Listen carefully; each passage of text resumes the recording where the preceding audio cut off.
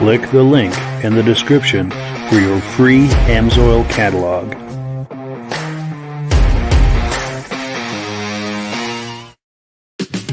Before we get started, I'd like to give a quick shout out to some of our friends. The Eastern Snowmobile Racing Hall of Fame. Search for them on Facebook. Central Minnesota Pond Racing. Search for them on Facebook. The historic Lancaster Motel for the ultimate Eastern trail riding adventure. Crane's Snowmobile Museum at 172 Main Street in Lancaster, New Hampshire.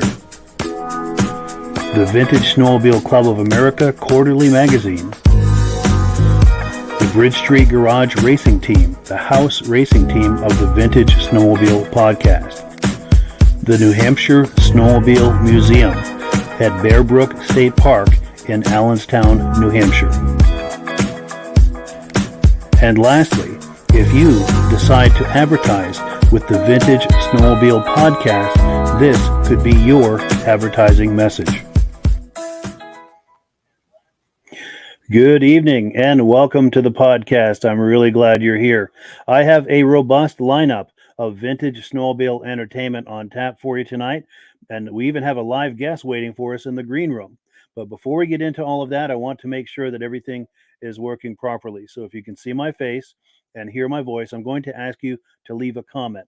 Please let me know where you're viewing this from and whether you are a first-time viewer or a regular viewer. Now, to our first-time viewers, if you're stopping by for the first time tonight, thank you so much for joining us. I hope you have a good time with us and decide to join us here each and every Thursday night at 9 p.m. Eastern Time. We simulcast to 8 different places, so wherever on Facebook and YouTube. So wherever you're viewing this, in 1 week's time, circle back and we'll be here waiting for you for another episode of the Vintage Snowmobile Podcast. Now, to our regular viewers who are here week after week and season after season, you are the ones who make this possible, and we thank you so very, very much for that. Let's take some comments and we'll bring our live guest on. We've got Roger Cormier saying, hello, everyone. He's a regular viewer from Winnipeg, Manitoba, eager to go riding with his vintage John Deere snowmobiles, and it's snowmobiles with an S, plural. He's hoping to do that very soon, and I hope that you're able to. That is wonderful news. If you're able to, Roger, if you're able to get some video footage of that, we would love to see it. If you manage to do that, just hold your camera horizontal like this for a wide shot. If you're able to get some cell phone footage, contact me behind the scenes, and we'd love to share that here for everyone to enjoy. We've also got someone on Facebook saying good evening from Eland, Wisconsin. We've also got David from Alaska Railroad saying, hello, Mike. Hello back, David. Thank you so much. I'm turning my cell phone down. I'm getting a echo. I think that's where it's coming from. because I like to monitor on the side here with my cell phone just to make sure that everything's working properly. So with everything out of the way, let's bring our live guest on. Here he is in the flesh, VALDI Stefansson. How you doing tonight, VALDI? Thanks for having me, Mike. I enjoy these, and let's have some fun tonight. Oh, for sure. We're going to have a blast, and hopefully the viewers will have just as much fun. And that's the whole thing. This vintage hobby is so much fun. And the thing that I like about this podcast is I see it as a way to hold a mirror up to the vintage snowmobile hobby so we can all see what people are doing and enjoy it together and become a community. And so far, I think we're off to a good start with it. But now VALDI has been very kind about sharing some footage with us. He's got a YouTube channel he's been working on, and there are links in the description. We can take a look at that, but we're going to take a sneak peek tonight. He shared some videos with us. Item number one is a 1965 OMC Johnson ski horse. You want to talk this up a little, VALDI, before we take a look? Yeah, my interest in old snowmobiles started with the antique area. And, first year of anything, was collectible, I thought. Sure. And OMC, got into the game early. This is a 1965 model, and it has features and design stuff that, was ahead of the other manufacturers. So I wanted to have an example of one of those in my YouTube channel. Ski Horse is a green colored one. Many of you know that OMC also made a Skeeter. That's white in color. And when I found a green one that was original, I jumped on it. Yeah, for sure. Let's take a look at that and we'll catch up on the other side.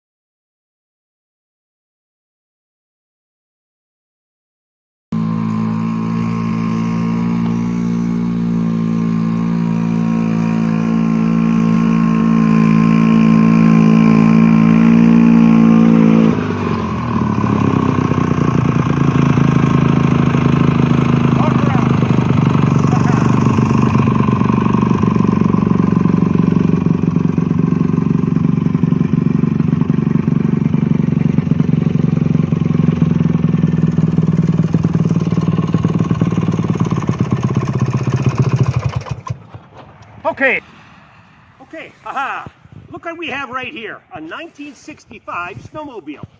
Now, something this old is actually classified as an antique snowmobile. And let me describe what I'm talking about here. In 1965, manufacturers were just getting into the game of making snowmobiles. We had Polaris, we had Skidoo, we had Arctic Cat. You know that OMC was one of the early pioneers in this manufacturing, and this is a first-year effort for them. This is a 1965 Johnson ski horse. Now, the parent company was OMC, Outboard Marine Corporation. Now, if you think Evinrude and Johnson Outboard Motors, we're talking about the same company.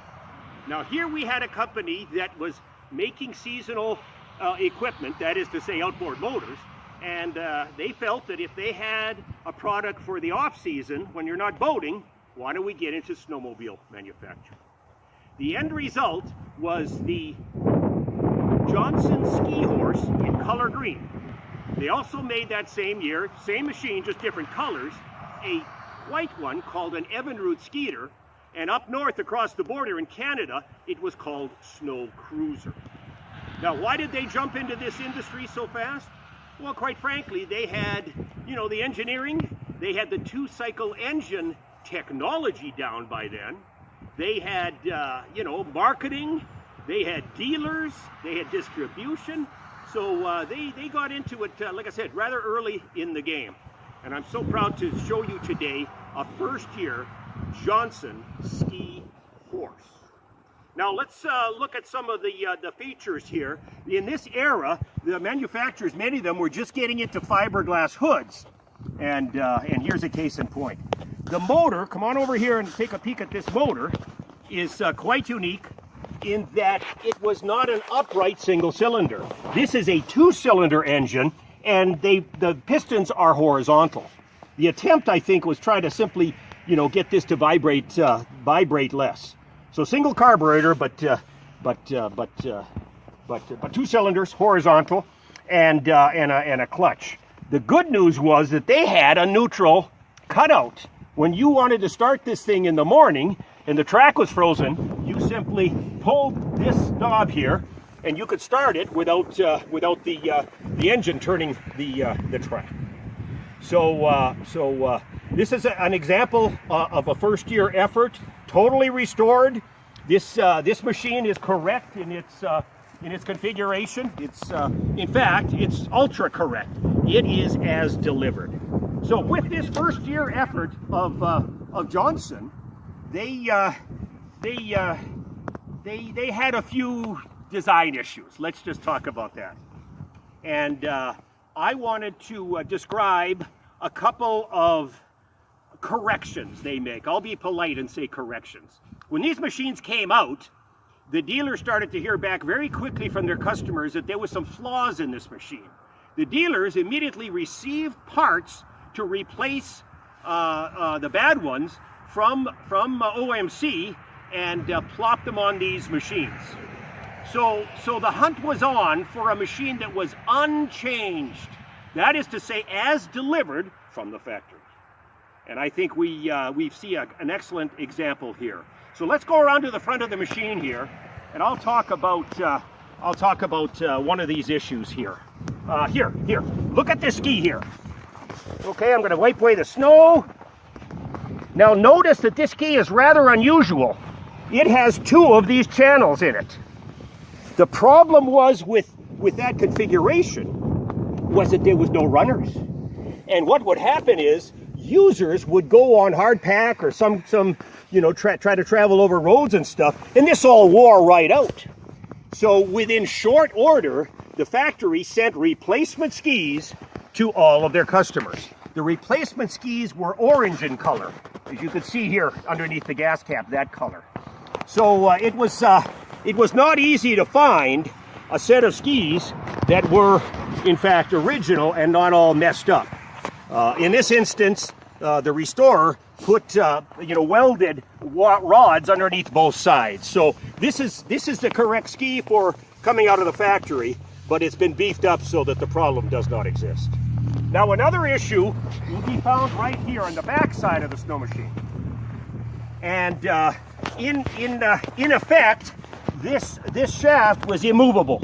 That is to say, there was no scissors, there was no suspension on the rear axle. And that created a problem. These things would tear out. So again, the manufacturer sent out a repair kit. A repair kit was a piece of metal, paneling that went in there, and a scissors assembly.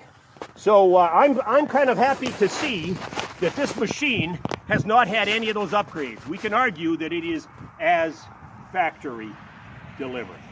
It runs, it drives, and I will also mention that this machine got a first place trophy at the VSCA National Show. It got a first place trophy in the National Show, and it was quite an honor for this old antique to win the top prize at that event. The other thing I want you to take a look at, come on in and you can see some of these details, is that the restoration included all of the decals, the stickers, if you will. And so this is extremely accurate when it comes to a presentation of this as-built machine. Okay, thanks for watching. Yeah, Valdi, that is very, very impressive. It's a really nice example. And I like how you're saying too, it's originally delivered and not with the afterthought or modifications. Yeah, proud to have it, and it like I said, it shows very well. That green paint isn't exactly correct. That is to say, that's a modern automotive paint job. The original configuration had a green hood and a chassis. They didn't even match. So I took some liberties when it came to the paint. Yeah, it paid off. It looks really nice. And I like too the idea. You were mentioning that this is very early in the game. We're talking early to mid '60s, and I like that OMC saw that possibility there once the recreational uh, possibility of the snowmobile started to gain momentum. They saw that opportunity and jumped right on it. And as you said, it made sense for them to do that. Now they had something to do in the off season. They had the dealer network. They had the engines already refined. That was a no-brainer on their part, and it's great that they saw that opportunity and jumped on it. Yeah, if you were an ice fisherman in that era, you wanted one of those snowmobiles. That particular snowmobile revolutionized commercial winter fishing up in Canada, where I'm from. It was just way better than those four-stroke predecessors. Yes, that was a quantum leap. Yeah, for sure. Well, cool. Let's see. We are on item number 2, and we have some announcements.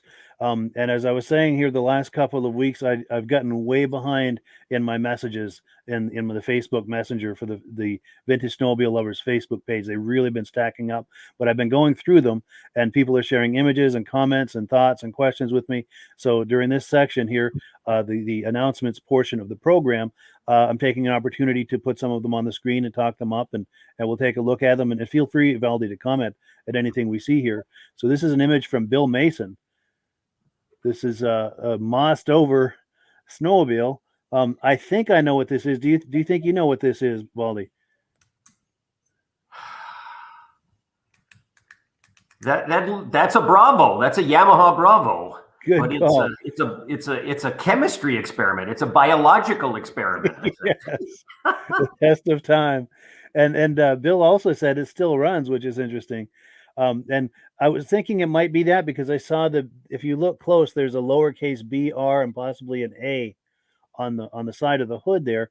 So I did a little research on a Google search, and interestingly enough, this is about 83 or so. It's not quite the same model. I think it's probably a different year, but this has an uppercase B. So let's go back to that image. I don't know if the upper part of that B wore off, or if this is just a different year with a lowercase b. But I'm pretty sure that's what it is as well. I was pretty sure it was a Bravo. But actually, we've got a few comments coming in. Let's look at those, and then we'll look at a few more of these things that have come in. Now, David from Alaska Railroad is saying hello to Valdi, and he's wondering if you're still making the old iron videos. That's an excellent question. Okay, I can answer that. The producer of the Old Iron video series kind of ran out of gas. You know what I mean? He just woke up one day and says, "I'm tired of doing this." We did produce 6 of these videos. They're full length, professionally done. They are for sale at the Top of the Lake Snowmobile Museum in their store. You can buy them in person. You can buy them at a swap meet where they're displaying, or you can they will mail them out to you. So that is your source for that those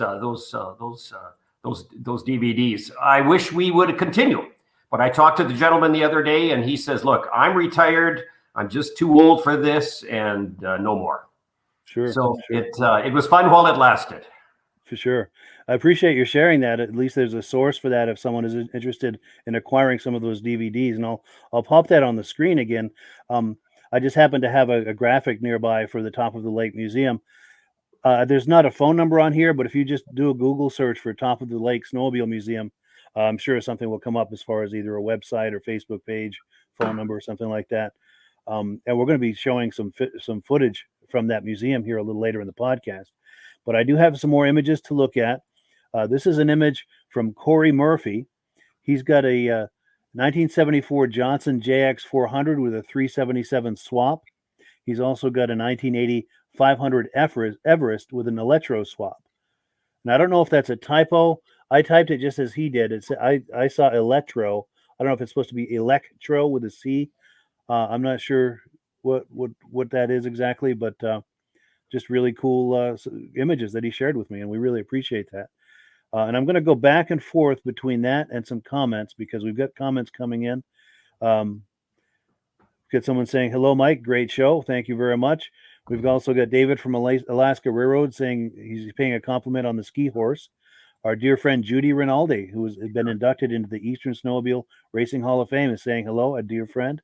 Also, from Platkill, New York, regular viewer. I think that might be Stacy and Art Fosler, but I'm not sure. For some reason, this interface, it doesn't always show the names, which is confusing. But someone else is saying cool sled. And also someone saying maybe a brute. And that is a good call. I had considered that, but let's take a look at that footage one more time. That third letter, if you look at the right-hand corner of the screen, it's either an A or an O. The top of it is closed.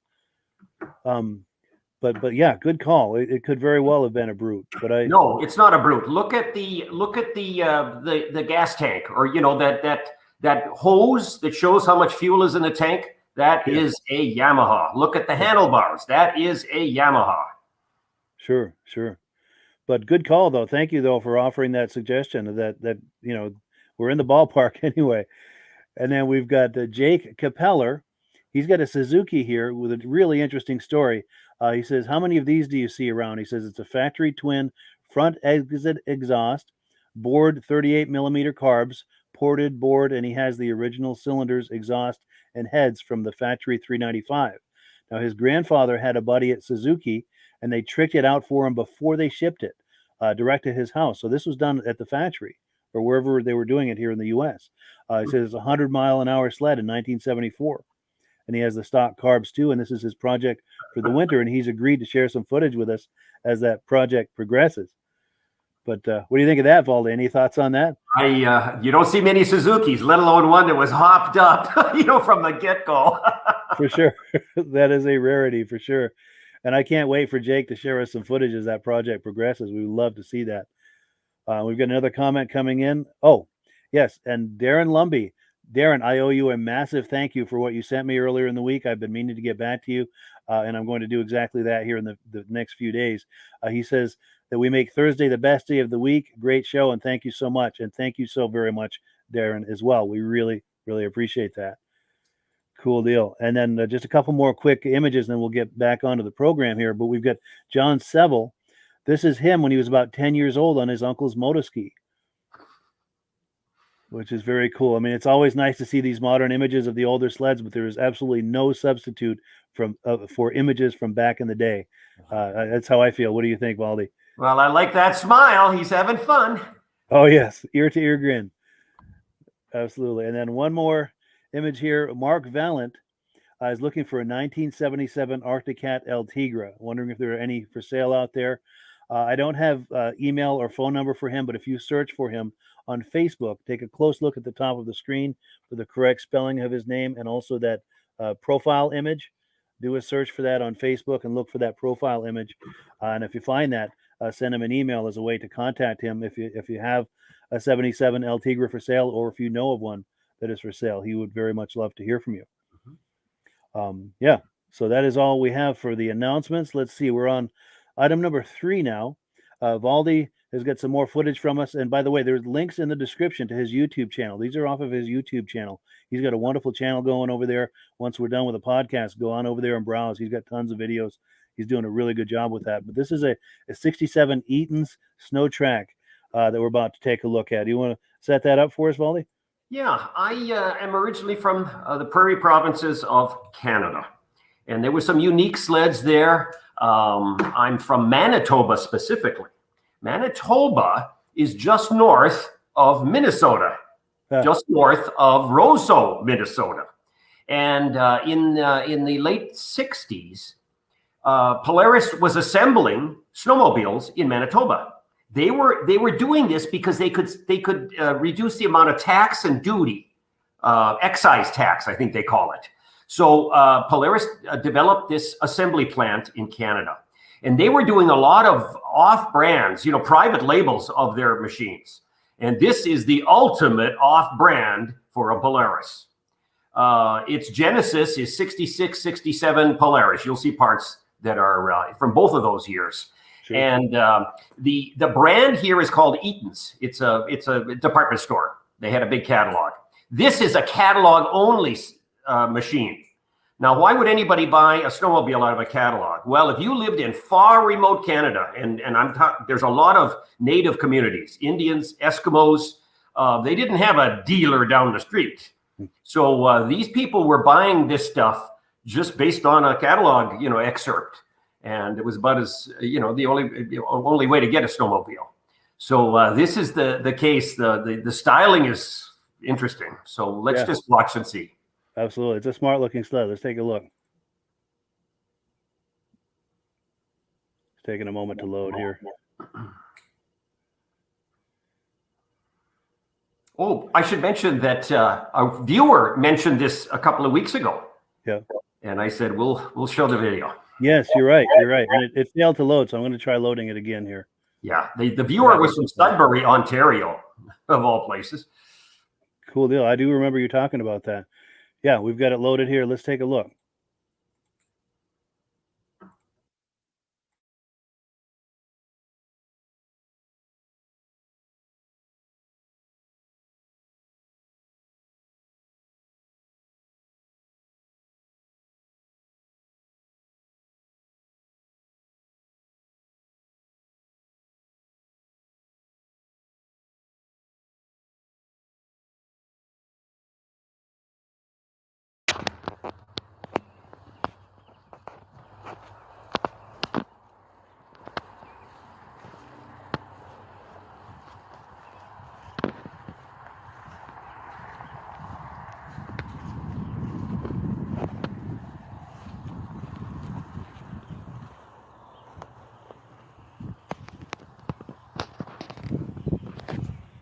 Hey, Vintage Snowmobilers, ever seen anything like this before? This is a 1967 EATON'S snow track. Now, who in the world is EATON'S, and what manufacturer were they? Well, as it turns out, they were not a manufacturer. They private labeled Polaris product. And at that time, in 1967, Polaris was actually assembling snowmobiles in a plant in Manitoba. Beausejour, Manitoba, you may have heard of. And the reason why was tariffs. But Polaris opened up this satellite plant up there in Manitoba simply to avoid tax. And at the same time, they commissioned some private labels, and this is one of them. EATON'S company was a very large department store in Canada. Think Sears in America. They had a big catalog. Everybody waited for that catalog to come and shop for Christmas and etc., etc. So as it turns out, in 1967, EATON'S approached Polaris saying, we want you to build a snowmobile for us.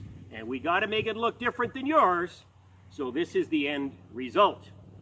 This machine is what we call a catalog snowmobile. That is to say, it was not sold at any store or any dealer.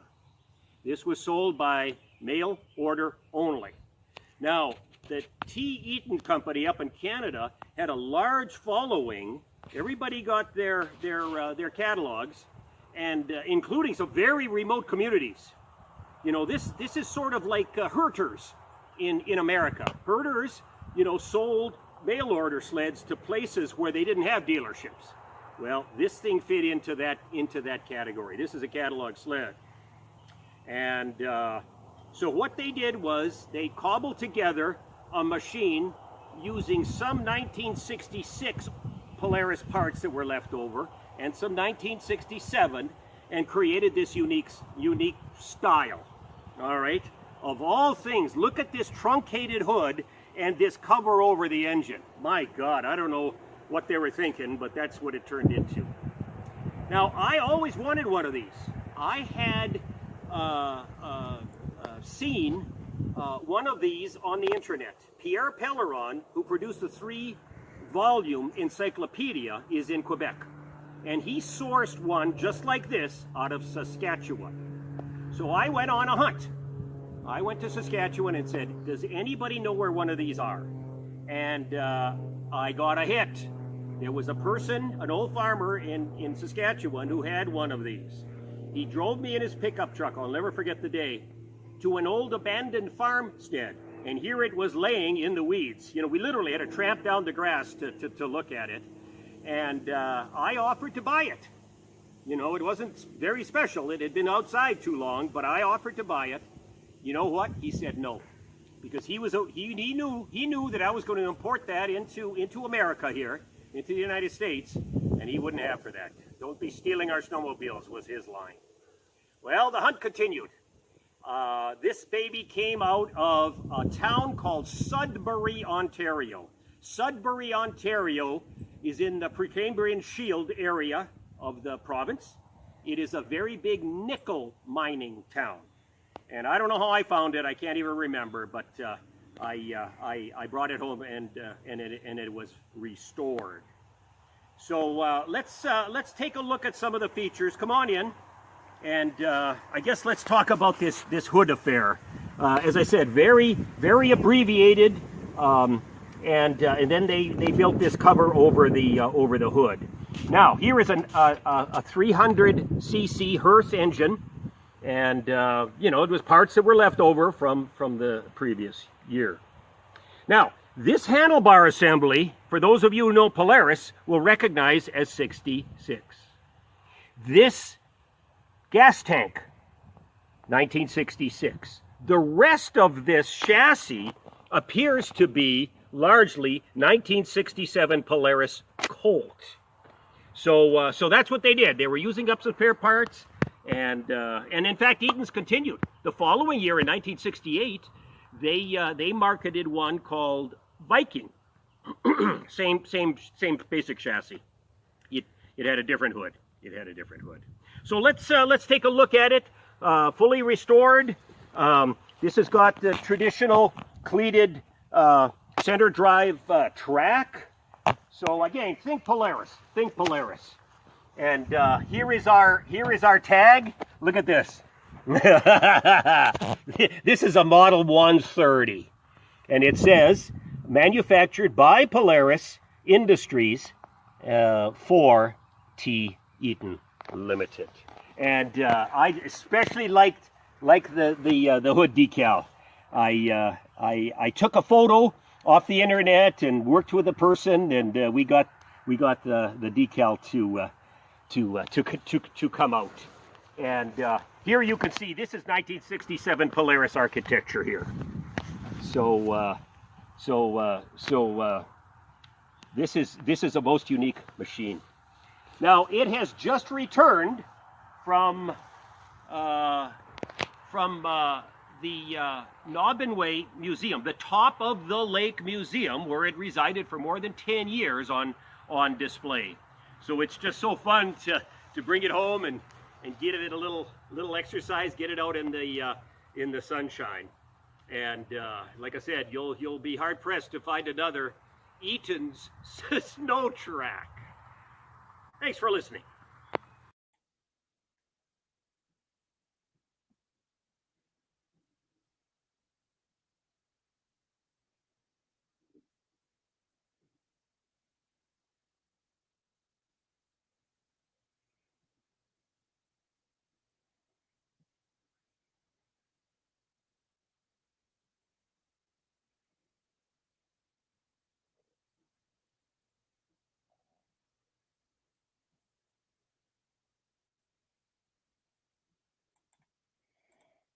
Very, very cool, VALDI. That is a truly unique machine and a truly unique story as well. Yeah. Anyway, some people collect oddballs. I guess I'm the oddest ball out there. Yeah, that is pretty unique, but yeah, very interesting. And there's a parallel there too. You know, we were talking about OMC and the foresight that they had, to try to jump on that momentum that was happening with the recreational possibility of the snowmobile. Same kind of deal. Eaton's is up in the snow belt with this massive distribution network and catalog.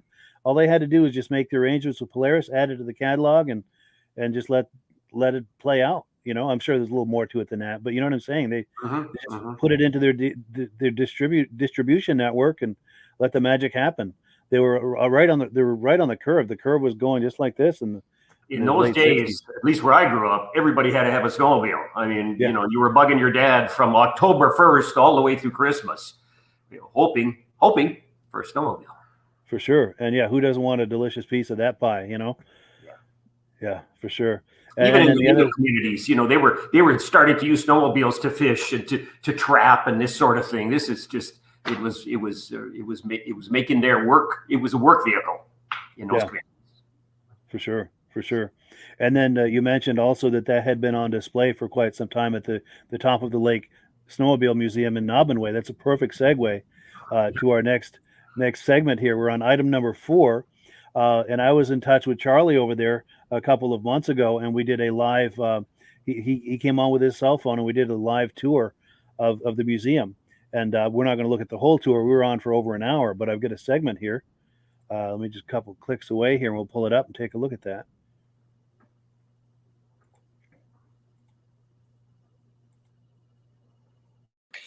Here's a Bearcat made in Antigo, Wisconsin. Like 12 or 14 of those were made. Yeah. Here's a Snowbug. It was made in Sudbury, Ontario. This version is called the Love Bug, but because you sit side by side in it. Sure. They made different versions. You know, back on the wheel kit stuff here, this is a Scatmobile made in Grand Rapids, Michigan. Yeah. This wheel kit or the skis. So this was kind of your forerunner to the four-wheelers that we have today. Sure. And then you can see some over here. This is the back end of a Timberwolf. It's 2 tracks. I'll go around the front of it also. It was made in Sioux, Michigan, which is 60 miles from here. They only made 8 of these. We know of 2. Okay, here's the front of it. It's called a Timberwolf. It's a cool sled. It was the pace sled at the Sioux I-500 in 1970. This sled right here. That very sled. That very sled, yes. I can show a picture. I don't know if you can see it or not. But right here is a real photo of it right there. That's Dr. Zabelka. That's the actual photo from 1970. Wow. Yes. I was telling you, they made 8 of them. 8 of them. 8 of them. We found this one in a rock pile. We have they made a race version also. Right here's the race version. I'll show you a picture of that. Oh, yes. That's the race version. Yeah. That's home in my garage. Oh, really? Yes, that's home in my garage. So we know of these 2 machines. Yeah. One and one in my garage. We also, I tracked one down. It went to a crusher in Sioux, Canada. Mm-hmm. And another one, Dr. Robinson in Sioux, it actually burnt in he had a garage fire and it burnt. So we know where these 2 are. We know 2 that were destroyed. So there's still 4 more left out there. Wow. It'd be cool. I've been looking. Can't find them. Yeah. Tracked them down. We'll put it out there to the viewers as well. If anyone knows the whereabouts of any of these sleds, these 4 remaining sleds, please be in touch.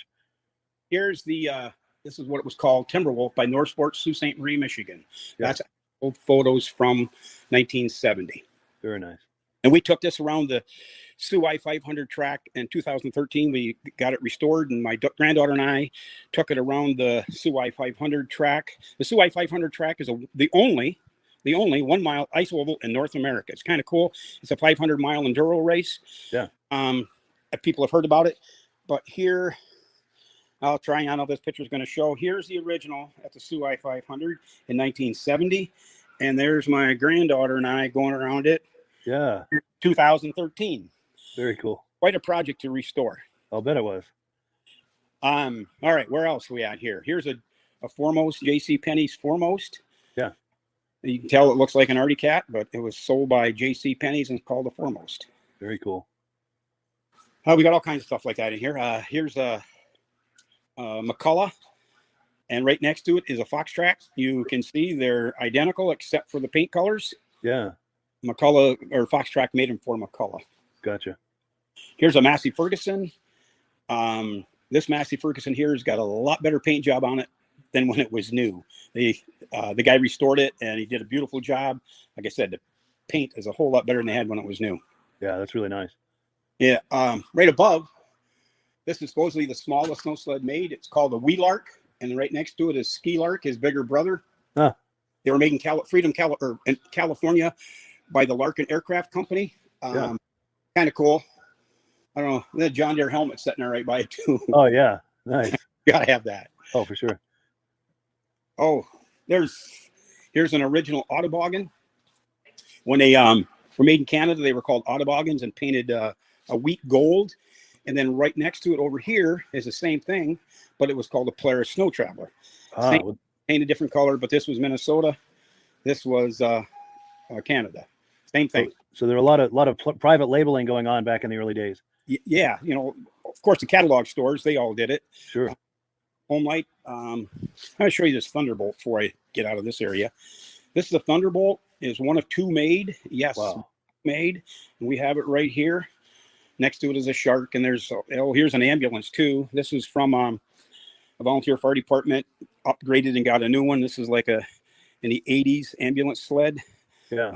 One of the girls that work here, actually, I don't know if you can see it, but it looks like some guy laying in it someplace. That's what you don't want to be in. You want to. Yeah. We have the Model T before we get in the back section. Oh, look at that. Yeah. Yeah, Model T with a track conversion kit on it. And this is where the word snowmobile came from. This was in Ossipee, New Hampshire, is where this was made in 1917. Can't see it, but right there is the tag on it saying it. So it was called a snowmobile conversion kit. And then later years, they were made in Wisconsin. Snowbirdie and Snowflyer made them. Yeah. The different track conversion kits. Sure.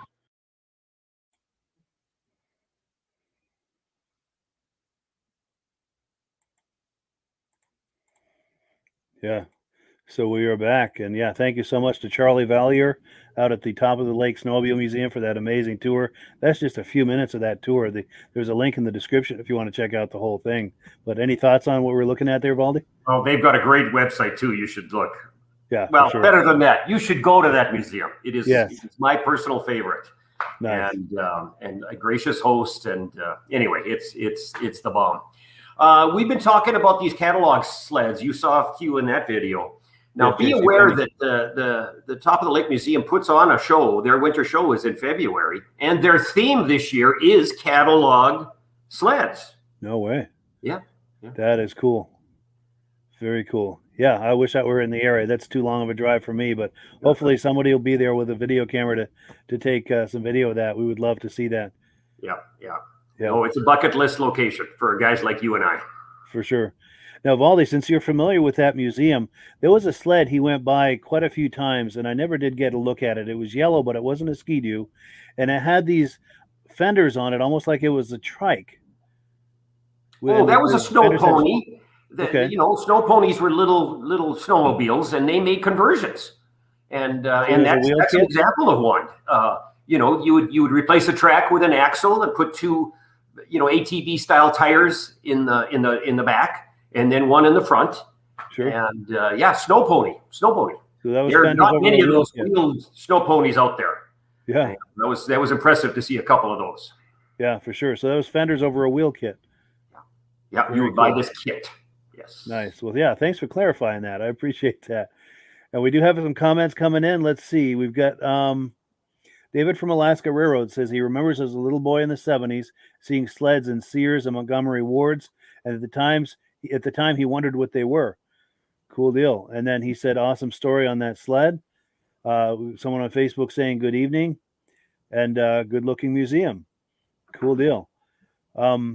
Now, before we shift gears, Valdi, any comments on the Top of the Lake Museum before we move forward? Or? No, they've done a great job. They get a lot of support there. Of all places to find the best snowmobile museum is where it is. I mean, that's the magic of this thing. They've got a very dedicated board of directors. They have a research library. If anybody has materials that they're willing to give up, when one of somebody might die or something, and the widow was saying, "What do I do with all this stuff?" Send it to them, because they have a reference library that's going to be very important as time marches on. Yeah, there'll be an amazing have programming there. As I said, it's just a recipe that works for them. That is amazing. And one of these days, I need to make my way out there and visit it in person for sure. But cool deal. So we are on item number 5. This is another one of Valdi's sleds. This is a clip from his YouTube channel, to which there is a link in the description. Be sure and check that channel out after the podcast. This is a 1970 Motoski Grand Prix 634. You want to set this one up for us? Yeah, found it in Saskatchewan, and this embodies the metal flake era. Sure. But unlike Motoski Orange, it ended up being gold. Wait till you see that, even the motor. Sure. Well, let's take a look.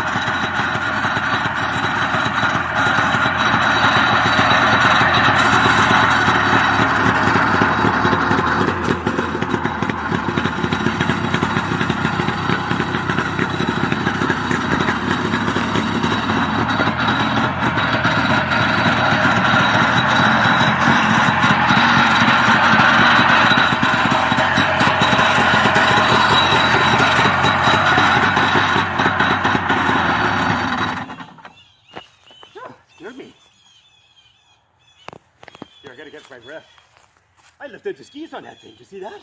Mm-hmm. That was great.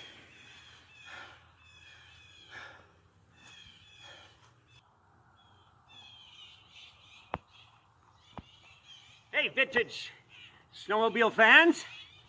Whew, that was an exhilarating ride. I think there should be a grass dragger.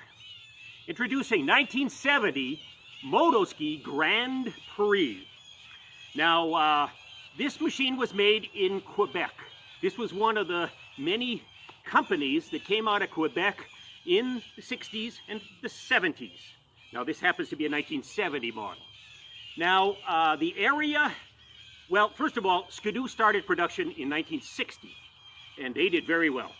What would happen is the communities within about, say, 100 miles of there, all got their Chamber of Commerces to fork over, find some investors, and a number of these Quebec snowmobile manufacturers cropped up. Think Snowjet, Boaski. Well, Bouchard Industries was another one, and they made this motoski. Later, motoski was purchased by Giffen Industries, and then ultimately Skidoo bought motoski, but that was much later. 1970 was kind of a heydays of snowmobile manufacture, and I wanted one of these gold-colored ones. Now, most of you know motoski to have an orange hood with a black stripe and a seat that is, what is it, light blue in color, with a white stripe down the center. Well, they decided to build a different model, their premier model would be a different color. And this is that machine. It is the Grand Prix. Now, when I found this one in Saskatchewan, I says, I gotta have it. Why? Because this monster motor, this was the largest motor of the time, 634 Hearth, 6970, that was the king of the hill there. And so I'm just so proud to have purchased this. Now, let me give you a sense of its history here. I cleaned it up and took it on a poker run here in Minnesota, where I'm from. And surprisingly, I went with a friend, and we went to the farthest distance on this poker run. I think it was about 12 or 13 miles out, and had lunch. And I remember when we came out of the restaurant, his wouldn't start. So I says, okay, Mike, there's plenty of people in there. You bum a ride back to town. And I says, you know what I'm going to do? I'm going to take this sled back the trail that we came on, and we'll meet at my trailer. Thank God he had another snowmobile on my trailer to ride the rest of the day. And wouldn't you know it, I beat him. He was on the roads, I took the trails, and I got there first. Oh boy, I still tease him about that to this very day. Now let's take a look at some of the particulars of this machine. First and foremost, this harkened to the metal flake era. This is a gold metal flake color, and so it represents that sparkle. Here you can see where the sun is casting how that looks. Now, this is not a survivor machine. Let's just say this: when I got this thing, I had to replace the seat cover and I had to replace the windshield. So that would disqualify this baby as being called a survivor. So it's kind of a nice original.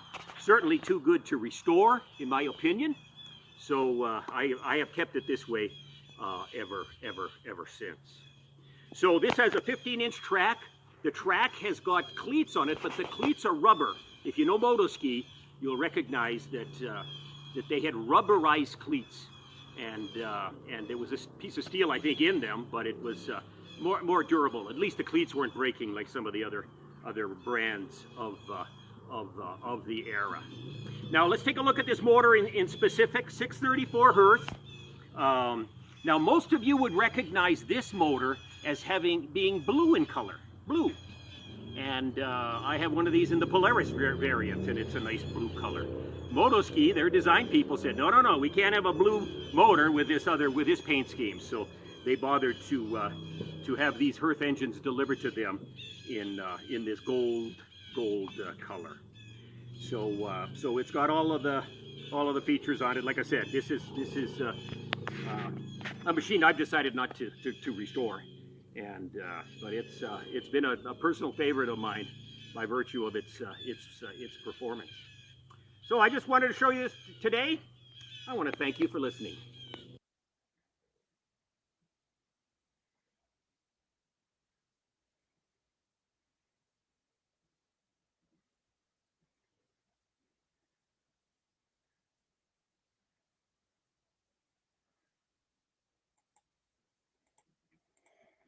Yeah, that is a really sweet sled, VALDI. Yeah, thank you for sharing that with us. I was happy that the grandkids who were taking the video stayed with it, because when I made that run up the yard, it kind of pixelated, on your replay there. Sure. Scared the hell out of me. I tell you, I lifted the skis, and you saw how I was out of breath. I was worried that I was going to hit that tree. Yeah, it's almost like watching grass drag. Really a punch. I took that sled on a trail ride. I think it was a poker run. Well, I can't remember. Yeah. But all of a sudden, it wasn't going good. And here, I had ripped the secondary clutch apart. There's rivets, and all the rivets went out. I mean, the secondary clutch, I'm surprised it didn't explode, but that motor was that powerful. Wow, really torquey. That machine remarkably has performance. Yeah, that is cool. And you can tell just the way it sits in there. That engine is a beast. Yeah. Yeah, that is cool. Now, while we're on the topic of moto ski, while we're speaking here, I'm going to pop a link in the comments, not in the description, but in the comments. And this is a few months ago, I was looking through an old industry magazine. I think it dates back to about 71 or so. And it has the announcement of Bombardier's intention to acquire the moto ski. And it's got all the details as far as the price and a whole bunch of other things. And I've just pasted the link in the comments. So if anyone's curious about looking at that, it's a wonderful way to take a look at the details as that happened. It was news at the time. I think it was 1971, but I kind of having a senior moment on all of those details. But it was after that, but sure. Maybe 72. I don't remember. Those were low snow years. There was a lot of carryover inventory. Think of how many manufacturers just bit the dust. Yes. We're talking 74, 5, 73. It was just a big industry that just, attrition, it just started down collapsing. To a half a dozen. Now we're down to 4. Yeah, for sure. And then we've got comments coming in. Somebody is asking, was that model called the MS-18? No. That's a different one, Something altogether different. Okay. And then Dan Skofich is saying, my very first sled right there. Very cool. Now, Darren Lumbie is saying, I always think of his 74 Herders whenever he sees one of those old moto skis. It's a beautiful sled. And then let me make sure we're caught up on all the comments. Here we go. Our friend Glenn Ford, who we met over at Old Forge, New York a few months ago, said moto ski built 7 ways tougher. And he's a big moto ski guy. Yeah, and that was a heck of a slogan. They had an ad, and I think it was 72, where they rode the moto ski in the summertime down a creek, rock. Yes, through riverbeds. Yeah, I remember that. Oh, my God. And over hill and dale in the field. This has got to be the toughest snowmobile ever. That's the way they're advertising it. That was a powerful pitch, powerful sales pitch for sure. Cool deal. Now, before we go on to the next item, I don't want to forget our regular guy who's on here every week, Rob Hilditch. He's very good about being on here, but he's been under the weather. So he wasn't here last week, and he's not here this week. But we miss him very much, and we hope he gets better soon, hoping to have him back here next week to join us, because I'm sure he's missing it as much as we're missing him. So I didn't want to get through the podcast and forget saying that, because that is important. We've got a couple more comments coming in. Here we go. Josh Leverker is here. Colors were awesome back in the 70s. Absolutely. Especially the metal flake. A lot of the Scorpions had a metal flake too, which was really cool to see. And Dan Skofich is, I think, talking about the moto skis. They were tough. Absolutely. Cool deal. Now, we're going to hold on a second. We're going to go to item number 6. And I think we're going to skip number 7 tonight, just in the interest of time. But we're going to take a look at VALDI's 1974 Arctic Panther VIP. This is what that, I think it's the hydrostatic transmission. Is that what that's called? Yeah, one-year wonder. This is different than most snowmobiles. For sure. Yeah, let's take a look at that.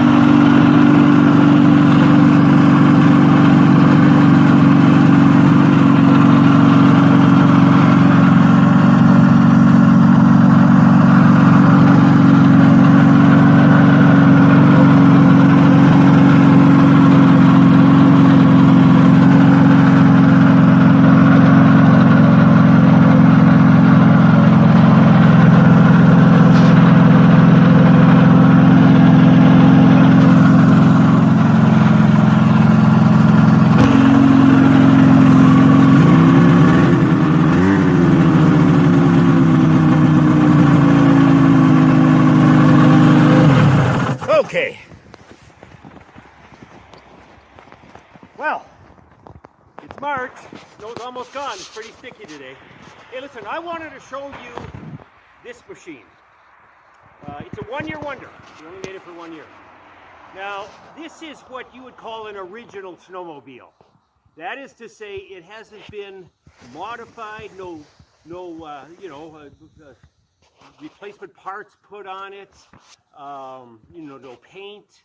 In fact, this particular bad boy would actually fall under the category of a survivor. A survivor is a machine that really nobody has played with. So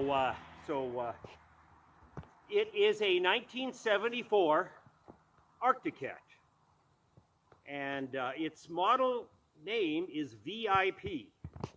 Now, I had this machine on display at a show one time, and a fellow came up to me and he says, you know what? I was an Arctic Cat dealer back in those days. This machine, this particular VIP model, was the most expensive consumer machine they made that year. He said that it was fully featured, and it was hard to sell for that very reason. You know, I think its retail at that time was $1,895, which was a lot of money back in those days. Now, why my interest in this particular model? It is because it has some pioneering elements to the Arctic Cat line. So let's get a little closer here and talk about some of that. Now, this thing has a very unique drive system. So let's open the hood here and okay, I'm sorry. Let's go around on this other side. Okay, now here's what I want to show you right here. Look at this. No drive belt on this machine. This says Cat-O-Matic. This is a torque converter automatic transmission, not unlike your car. And Arctic Cat wasn't the first one to do this. Quite frankly, Yamaha, was using it, but it really never had any legs. I don't mean to say it didn't work. It certainly does. It's a very linear flow when you hit the accelerator, but it just, it added weight and complexity. And Arctic Cat, in their wisdom, just said, no, we're not going to do it. Okay, some more features about this VIP. Of course, number one being that Cat-O-Matic drive, but looky here, electric start. That was a standard feature on this. I believe it's the first consumer production sled. There was some dealer installed electric starts. Also, how about this? Oil injection. So if Yamaha started in '69, it wasn't until 1974 that Arctic Cat put oil injection into a sled. This is a Kawasaki motor. What you don't see here, I'll just point it out, is a CDI. So this thing was absolutely, kind of feature packed in that regard. And a lot of people objected, to be honest with you, with the color. It was a chocolate or a dark chocolate color.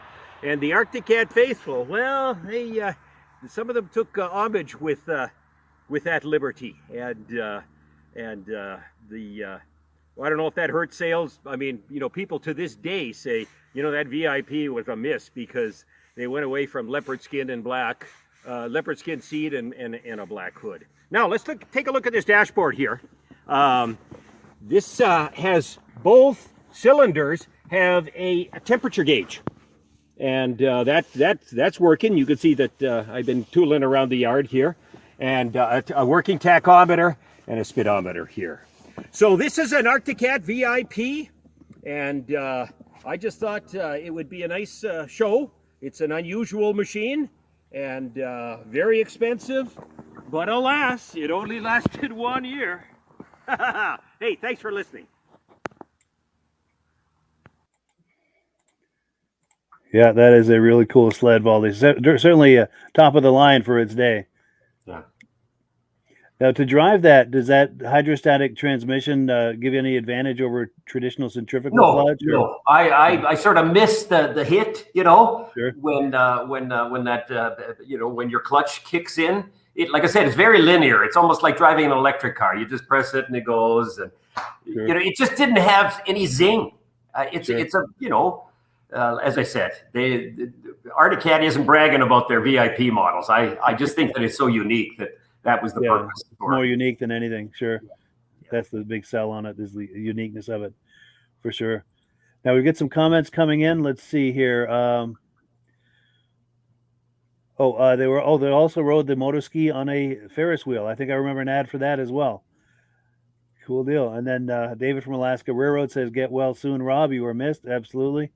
He absolutely is missed. And let's see. David from Alaska Railroad says he had a 74 VIP, traded it for a 76 Polaris TX. Cool deal. Now, Dan Scofich says most VIPs sat in the shop rather than on the snow. I imagine that would be the case. He also says the Yamaha Hydro was a much better design. We've got someone on Facebook saying great show. And then one final comment here, and we're going to wind down the show. We've got David from Alaska Railroad saying that the Alaska VIP sleds came with the original owner's name stamped on a plate on the sled. VIP stood for very important person. Cool deal. Now, does yours have a name stamp on it? I don't know. I don't think so. No. Okay. So maybe when they sold it, they removed it or something? Yeah. I got gypped. Yeah, for sure.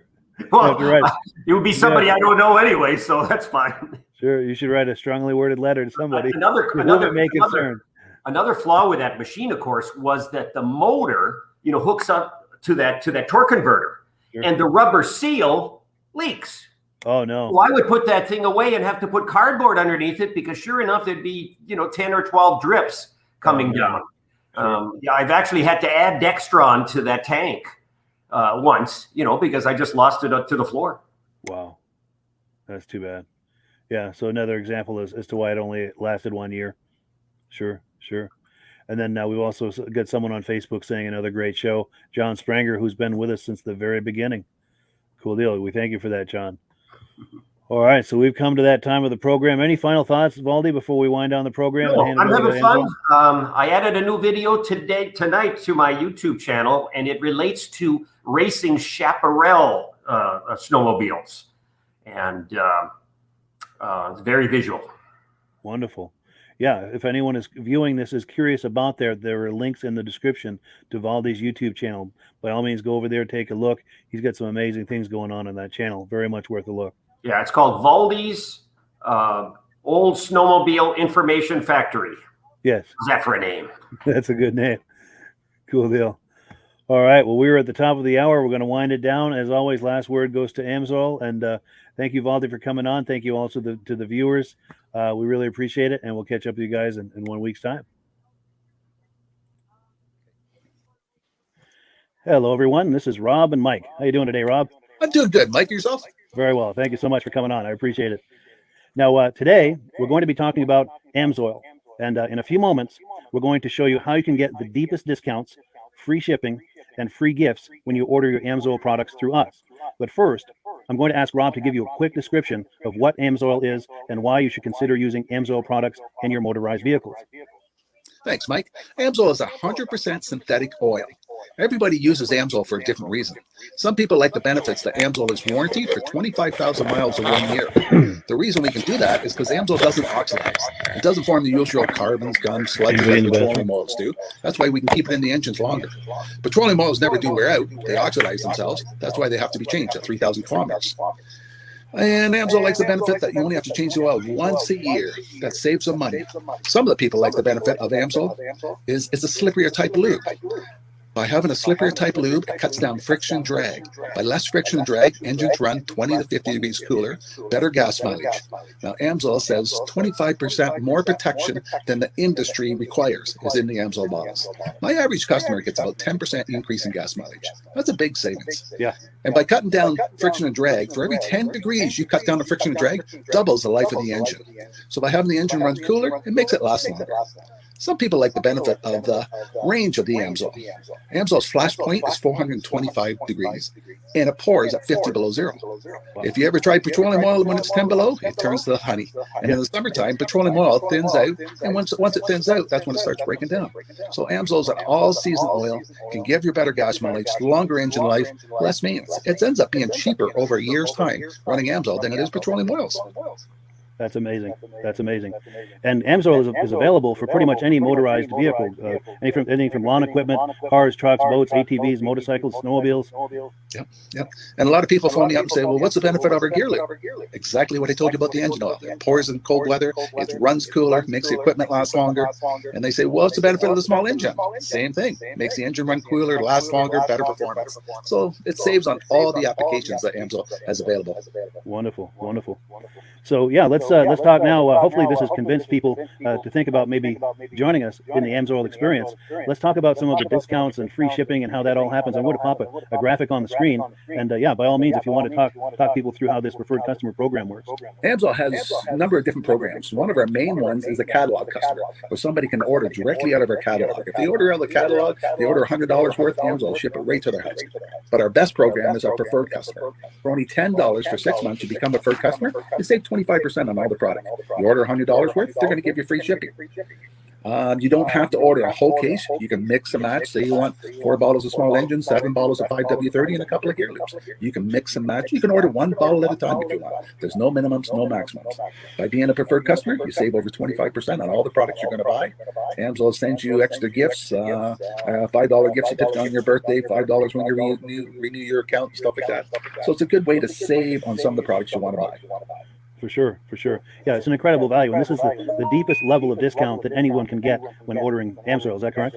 It is. It is. Wonderful, wonderful. So let's take people through the step-by-step experience of placing an AMSOIL order. Then that would include signing up for the preferred customer discount, preferred customer program, so they can receive those deepest levels of discount. So let's go to the website. This is what the website's going to look like. These are some screenshots. Once you go to AMSOIL.com, there's a link in the description, or you can just type that into a browser, AMSOIL.com. This is the page you land on. At the upper corner of the page there, you see how I've circled in red. That is the link to click, the Join Now link. That will take you to the preferred customer program page, where you can take advantage of all these discounts and free shipping and everything that we've just been talking about.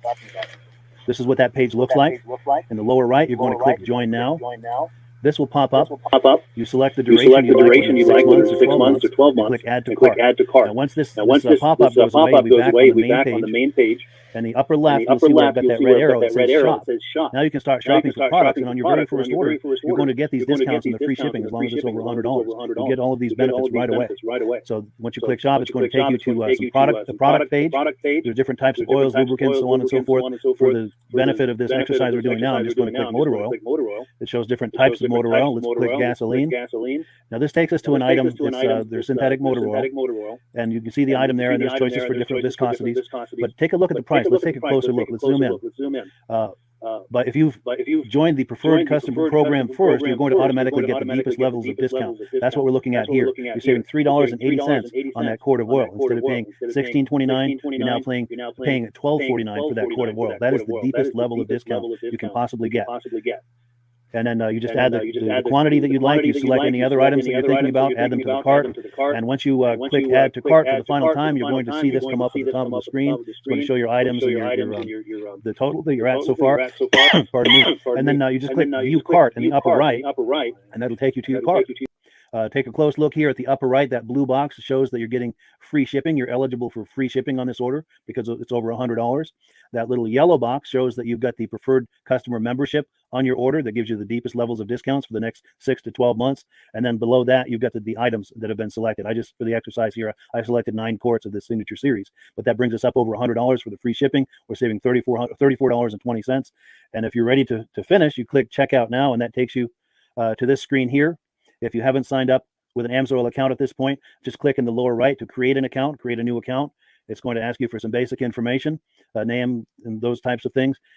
Now let's take a closer look. You'll see this gray shaded box. This is a very important box. This is going to ask you if someone has referred you to AMSOIL. And if so, please enter my name. My name is Mike LaPierre. It's spelled right there on the screen for the correct spelling. And also the referral number, 304-555-94.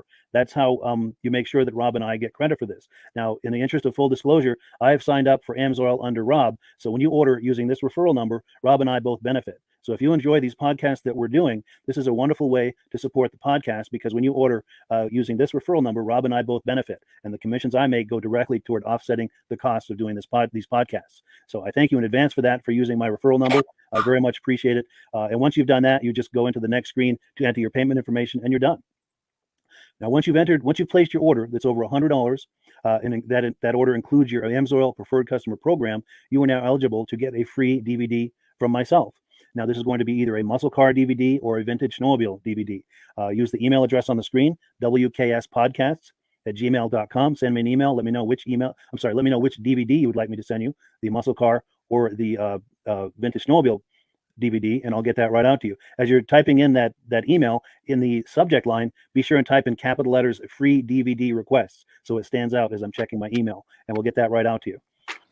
So I guess the last thing, Rob, that we wanted to talk about is if someone is considering AMSOIL as a business opportunity. Yes. If anybody has a retail or a commercial account and they would like to buy directly from AMSOIL, just send Mike a line. He'll show you how to set up, and you can buy directly from AMSOIL. But if you are interested in starting your own part-time business, a part-time business that can grow into a full-time income, Mike and I will show you the AMSOIL marketing plan. AMSOIL has a large selection of products that cover almost every application. So it doesn't matter if you're into snowmobile, boating, or ATVing or hot rods, we have an oil for every application. It's a fun type business that's I really enjoy doing. Where else can I go and have fun and make money doing it? And Mike and I are here to help you all the way along. If you need any help on how to promote or to find new accounts, we're here to help you. For sure. So when you sign up under that number, this 304-555-94, you're getting Rob and I as a team. Now, Rob has been doing AMSOIL for 40 years. Can you believe that? 40 years. So he knows every aspect of this business, and he knows all of the ins and outs of the products. So he'll be able to help you with any kind of product questions or any kind of questions to show you the different business models that you can do with AMSOIL. And then the other thing that you get when you sign up under me is I've got a strong background in social media. So if you need some coaching on how to generate AMSOIL leads using Facebook and YouTube, I'm happy to coach you with that when you sign up under Rob and I. You get both of us as a team to help you, to coach you, to support you, whatever you need to get you off and running with this business and having fun with it. Like Rob said, it's an enormous amount of fun. If you're like Rob and I and you enjoy going to any kind of boat shows, car shows, motorcycle shows, snowmobile shows, anything with a motor, you like going to those shows, those events, those races, this is a great way to turn that into a income opportunity for you. Yes. And just by wearing my AMSOIL hat at one of these events, people come up and ask me about AMSOIL. People don't know where to buy it, and I'm there to help them, show them where they can buy the product. Perfect. Well, cool. Well, this is great. Any final thoughts, Rob, before we wrap it up? AMSOIL's a fun business. AMSOIL's been around since 1968. It was the first synthetic oil to be AI approved. Wow. Yeah. That's amazing. And that's very early in the game too, isn't it? Yes. For sure. Well, good. Well, thank you so much, everyone, for viewing. Hopefully, we've gotten you excited as we are about the AMSOIL products. We'd love it if you could join us either as someone who uses the AMSOIL products or to join the AMSOIL team as a business opportunity. And we thank you so much for viewing. Have a great day. You have a good day.